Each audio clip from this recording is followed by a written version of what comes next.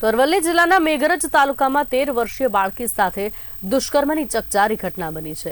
Isari police station ખાતે POCSO હેઠળ ફરિયાદ નોંધવામાં આવી છે, જેને આધારે પોલીસ તંત્રએ તત્પરતાપૂર્વક તપાસ હાથ ધરી હતી।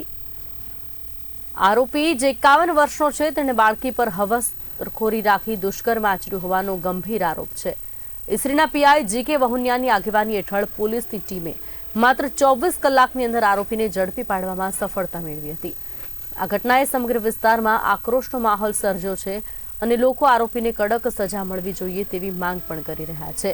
હાલ પોલીસે આરોપીનો મેડિકલ ચેકઅપ સહિતના પગલાં લીધા છે અને વધુ તપાસ ચાલુ છે।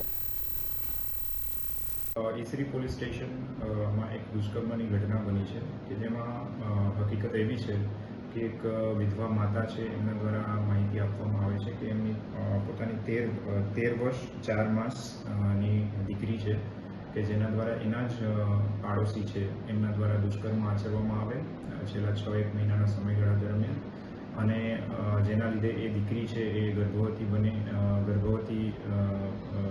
બને અને એ બાબતની જાણ થતાં તાત્કાલિક પોલીસ સ્ટેશને આવી અને એમણે જે માતા છે એમણે ફરિયાદ આપી છે। તેમાં પોલીસ દ્વારા તાત્કાલિક કાર્યવાહી ચાલુ કરવામાં આવી છે અને જે આરોપી છે એમની પણ અટક કરવામાં આવી છે અને આગળની જે કાર્યવાહી છે એ ચાલુ છે।